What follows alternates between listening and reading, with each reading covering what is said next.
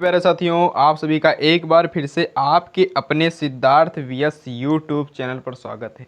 दोस्तों, आज की इस वीडियो लेक्चर में हम बात करने वाले हैं chemistry class 12th board exam 2026 का एक और बहुत प्यारा सा टॉपिक के साथ में। हमारा टॉपिक आज का है कि क्वथनांक में अवनमन, क्वथनांक में उन्नयन और क्या है, हिमांक में अवनमन, है ना। तो उस टॉपिक को हम आज अच्छे से क्लियर करेंगे और आप बने रहिए वीडियो के अंत तक। हम आ चुके हैं अपने टॉपिक की तरफ में। वहाँ पर क्या दिखता है, क्वथनांक में उन्नयन तथा हिमांक में अवनमन। लेकिन उसी के साथ साथ क्या दिख रहा है हमें, यहाँ पर दिख रहा है कि राउल्ट के नियम की सीमाएं, क्योंकि इसी पेज पर था तो ये दिख गया और मैंने सोचा कि थोड़ा सा रिवीजन भी हो जाए और थोड़ा सा कुछ समझ में आ जाए। तो उनका राउल्ट का नियम क्या था कि राउल्ट का नियम इस तरफ चलता था कि किसी विलायक में कोई अवाष्पशील वैद्युत अपघटय पदार्थ, यानी अवाष्पशील क्या है, जो जो पानी में जाए और जो वो वाष्प ना हो, है ना। इनो पिया है कभी ना, जो इनो होता है, तो इनो क्या होता है, इनो वो वाष्पशील होता है, लेकिन ये क्या है, अवाष्पशील है। जैसे कि यूरिया है, चीनी है, नमक है। और पदार्थ को घोलने पर विलयन के वाष्प दाब का आपेक्षिक अवनमन विलेय के मोल अंश के बराबर होता था। तो उसमें क्या होता था, वाष्प दाब का आपेक्षिक अवनमन बराबर विलेय के मोल के अंश होते थे, ठीक है ना। तो सूत्र हमारे पास क्या बनता था, P naught minus P S upon P naught equals to N divided by N plus N होता था। तो वो मैंने पिछली वीडियो लेटेस्ट है, वो आप देख सकते हैं आप अच्छे से, है ना। और डिस्क्रिप्शन में लिंक भी होगा और आप अच्छे से देख लेना, ठीक है। हम बेसिकली क्या करने आए हैं, जो हमारा टॉपिक है उस टॉपिक को अच्छे से क्लियर करते हैं। तो राउल्ट के नियम की सीमाएं भी देख लेते हैं यहाँ पर जब आ ही गए हैं। तो यह नियम तनु विलयन पर लागू होता है। कौन सा नियम, राउल्ट का नियम। कौन सा नियम मेरे प्यारे भाइयों, राउल्ट का नियम क्या होता है, तनु विलयन पर लागू होता है ना। तनु विलयन पर लागू होता है। टॉर्च यार चल रही है मेरे प्यारे भाई। ये क्या होता है, तनु विलयन पर लागू होता है। यानी तनु विलयन किसे कहेंगे, जिस विलयन में विलेय की मात्रा विलायक से बहुत कम हो, बहुत थोड़ी हो। वैसे तो विलेय की मात्रा कम ही रहती है, लेकिन बहुत थोड़ी हो तो उसे हम क्या कहेंगे, तनु विलयन कहेंगे। फॉर एग्जाम्पल, एक गिलास मान लो पानी है, उसमें बहुत थोड़ा सा नमक डाल दिया तो वो क्या कहलाएगा, तनु विलयन कहलाएगा, है ना। तो ऐसे नियम के लिए लागू होता है कि जो तनु विलयन हो, ठीक। यह वैद्युत अपघटय पदार्थ पर लागू होता है। हाँ, अपघटय यानी जो घटित ना हो, अपघटय। और यह अवाष्पशील पदार्थ पर लागू होता है, जो वाष्प में ना बदले, है ना। इनो को अगर पानी में डालते हैं तो इनो में क्या होता है, थोड़ी देर झाग बनती है और फिर वो झाग विलुप्त हो जाती है, तो क्या कहते हैं, वो वाष्पशील होता है, वो बाद में उड़ जाता है। और थोड़ी देर बाद देखते हैं जब उसमें, तो उसमें क्या होता है, कुछ नहीं उसमें बचता है। अगर 1 घंटे के लिए रख दें तो केवल पानी ही पानी बचेगा, उसमें कोई स्वाद ही नहीं आएगा। तो क्या होता है, वो वाष्पशील पदार्थ होता है ना। तो इस नियम में ताप स्थिर होना चाहिए, यानी जब ये नियम चलता है राउल्ट का नियम, तो उसमें क्या होता है, ताप को रखना चाहिए। ये तो हमारा पुराना होगा, रिवीजन करते हैं आपके साथ में।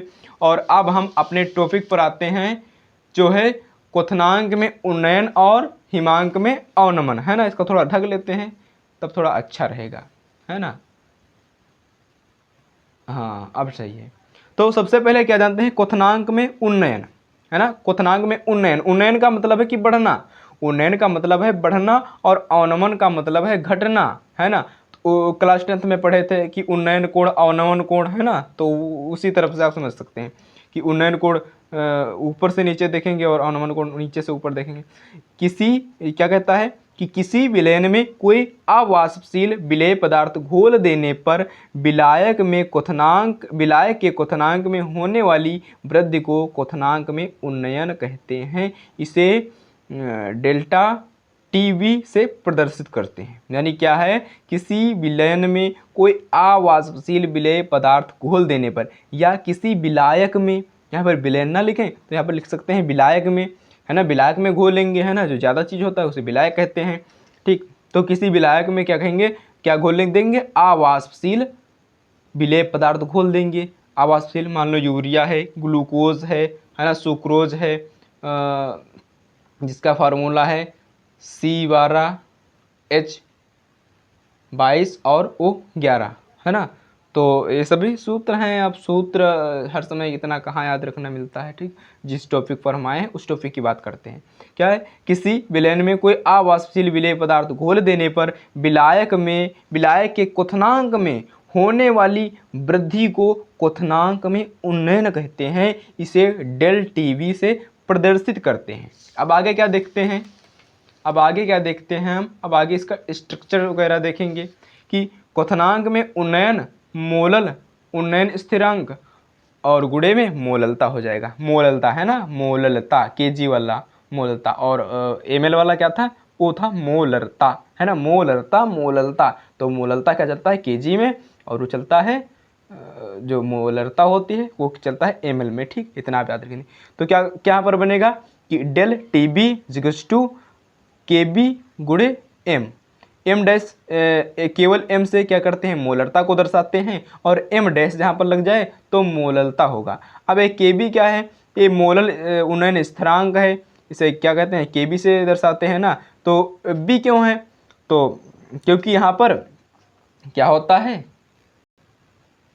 तो बी इसीलिए लिखते हैं कि बी को क्या कहते हैं, बॉइलिंग पॉइंट, यानी बॉयल माने उबालना, है ना। बॉयल माने उबालना, क्वथनांक का मतलब होता है उबालना, है ना। तो उन्नयन मतलब बढ़ना और उबालना, तो क्वथनांक हो जाएगा। तो के बी बॉयल पॉइंट गुणे में क्या हो जाएगा, मोललता हो जाएगा, है ना। फिर क्या कर देंगे, डेल टी बी, अगर हम इसे सूत्र में लिखेंगे, है ना, तो मोललता है, इसका सूत्र ये बनता है, इतना सा सूत्र बनता है। तो इसे हम इस तरीके से लिखें, del T B equals to K B, वही है जो मोलल उन्नयन स्थिरांक है। फिर क्या हो जाएगा, गुणे में क्या हो जाएगा, डब्लू अपान एम गुणे बड़ा वाला डब्लू, यानी कैपिटल डब्लू, और क्या कर देंगे, एमएल कर देंगे। यार यहाँ पर एमएल नहीं, जीएम, ग्राम, क्योंकि जब यहाँ पर केजी रहेगा तो यहाँ पर 1000 से गुणा नहीं होगा। अगर यहाँ से 1000, यहाँ पर 1000 से गुणा हो गया तो ये नीचे क्या हो जाएगा, ग्राम में हो जाएगा, ठीक। इतना आप समझ गए, ठीक है। आप सॉरी, इसके लिए थोड़ा गलत हो गया था। फिर क्या है, del T B equals to 1000 into K V into W divided by M into capital W, ठीक। इतना आप स्ट्रक्चर समझ में आ गया। क्यों नहीं आएगा भाई, ये वाला 1000 उठाकर यहाँ पर रख दिया और गुणे में कर दिया कि इसे यहाँ पर रख दिया, अच्छे से लिखना था इसीलिए, और डब्लू को यहाँ पर रख दिया और इसे नीचे ही रहने दिया, और इस ग्राम को हटा दिया। हटा क्यों दिया, क्योंकि हमें यहाँ पर पता हो गया कि 1000 से कर दिए गुणा और इस हट जाएगा। यही हमारा मेन स्ट्रक्चर हो जाएगा किसका, क्वथनांक में उन्नयन। फिर क्या यहाँ पर देखते हैं, ये कुछ दिए हुए हैं सिग्नल जिन्हें हम पहचानते हैं, और इनको देख लेते क्या है। तो डेल टी बी क्या कहेंगे, क्वथनांक में उन्नयन, है ना। डेल टी बी क्या कहेंगे, क्वथनांक में उन्नयन, यानी बॉइलिंग पॉइंट, है ना, टेम्परेचर बॉइलिंग पॉइंट।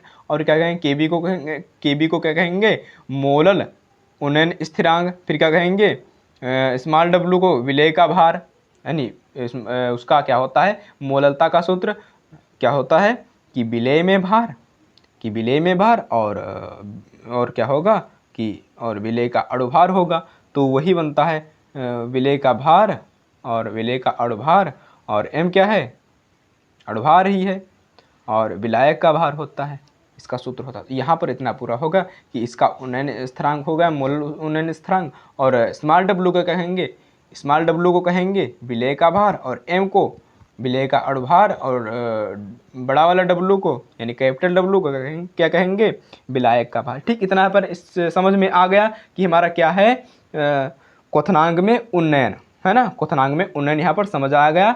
अब हम समझते हैं हिमांक में अवनमन, है ना। अब हम आ गए हिमांक में अवनमन, है ना। ये वाला भी समझ लेते हैं कि हिमांक में अवनमन क्या है, कि जब किसी विलायक में कोई अवाष्पशील विलेय पदार्थ घोल दिया जाता है तो हिमांक में होने वाली कमी को हिमांक में अवनमन कहते हैं। इसे डेल टी एफ से प्रदर्शित करते हैं, यानी टेम्परेचर फ्रीजिंग पॉइंट, है ना। एफ से क्या कहेंगे, फ्रीजिंग पॉइंट। इसमें क्या है, सिंपल सी भाषा है, जब किसी विलायक में कोई अवाष्पशील विलेय पदार्थ घोल दिया जाता है। अवाष्पशील बोले तो वही जो वाष्प में ना बदले, जिसे घोल दे पानी में तो वाष्प में वो ना बदले, या फिर कोई भी विलायक हो वो वाष्प में नहीं बदले, तो क्या कहते हैं, उसे क्या कहते हैं, अवाष्पशील विलेय पदार्थ। जो हिमांक में होने वाली कमी को हिमांक के अवनमन कहते हैं, यानी जो हिमांक में कमी हो जाए उसे क्या कहते हैं, अवनमन कहते हैं। इसे डेल टी एफ से प्रदर्शित कहते हैं। तो यहाँ तक कोई दिक्कत नहीं होगी आपको। अब हम देखते हैं इसका क्या है, हिमांक में अवनमन इक्वल्स टू मोलल स्थिरांक गुणे मोललता, मोलरता नहीं मोललता, बहुत अच्छा लगता है इसे कहने में मुझे। तो अब हम आ गए अपने स्ट्रक्चर की तरफ में। स्ट्रक्चर हमारा क्या बनेगा यहाँ पर, कि जो यहाँ पर हम देखेंगे del T F equals to K F गुणे में क्या कहेंगे, मोलल यानी मोललता एम डैश। फिर क्या इसका स्ट्रक्चर यहाँ पर उसी तरीके से बना लेंगे जो वहाँ पर था, केवल यहाँ पर चेंजेस होगा। ये भी क्या है, हिमांक में अवनमन और क्वथनांक में उन्नयन, ये उसी तरह है जैसे कि मोलरता और मोललता था, थोड़ा थोड़ा डिफरेंस था, बस उसी तरीके से है ये भी है। तो इसे समझने में कोई परेशानी नहीं होनी चाहिए आप लोगों को मेरी तरफ से। बाकी तो आप जाने, आपका काम जाने, ठीक है, उसके लिए सॉरी। क्या कहेंगे फिर यहाँ पर बनाएगा del T F equals to K F गुणे में क्या कहेगा, स्मॉल यानी उसका विलेय का भार अपान विलेय का अणुभार और क्या होगा, विलायक का भार, ठीक, विलायक का भार।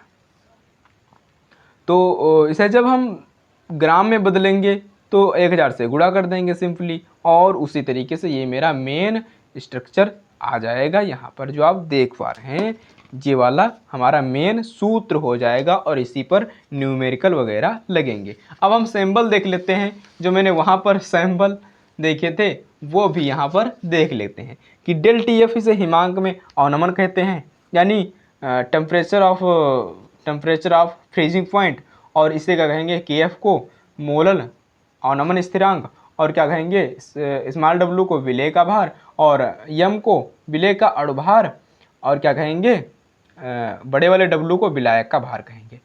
ठीक, इतना समझ में आ गया। और आज का यही टारगेट हमारा था कि इन दोनों टॉपिक को अच्छे से समझ लिया जाए, क्योंकि ये दोनों भाई भाई जैसे थे, हिमांक में अवनमन और क्वथनांक में उन्नयन, ये दोनों भाई भाई थे, तो इन्हें समझना बहुत ही इजी था। और अब हम अगली वीडियो में कुछ और अच्छा सा करेंगे आपकी मदद के लिए। अगर आपको वीडियो पसंद भी आ गई हो तो वीडियो को लाइक करके और चैनल को सब्सक्राइब कर दीजिएगा, क्योंकि हम आपकी पूरे साल ऐसे ही हेल्प करते रहेंगे और आपको ऐसे ही नोट्स देते रहेंगे, ये मेरा वादा है। अगर आप मेरा साथ देंगे हम तब भी आपका साथ देंगे, अगर आप मेरा साथ नहीं देंगे हम तब भी आपका साथ देते रहेंगे, ठीक है। तो डेली एक वीडियो आती ही है, इस बीच में 2-3 दिन से वीडियो नहीं आ पाई, उसका कारण था लाइट नहीं आ रही थी, तो इसीलिए वीडियो नहीं आ पाई, नहीं अपलोड कर पाए, नहीं शूट कर पाए, तो उसके लिए मेरी तरफ से सॉरी दोस्तों। और आज से क्या होगा, हम इस केमिस्ट्री को चलाते ही रहेंगे, साथ में हम फिजिक्स को भी चलाएंगे, जो मैंने 2 वीडियो देने के बाद मैं रोक दिया था कुछ प्रॉब्लम्स की वजह से, अब हम उसे भी चलाएंगे। तो मिलते हैं किसी नेक्स्ट वीडियो में, तब तक के लिए जय हिंद, वंदे मातरम। नहीं तो वीडियो बहुत ही लंबी हो जाएगी और आप ऐसे ही बातें सुनते रहेंगे। तो मिलते हैं किसी नेक्स्ट वीडियो में, और तब तक के लिए बाय, टेक केयर।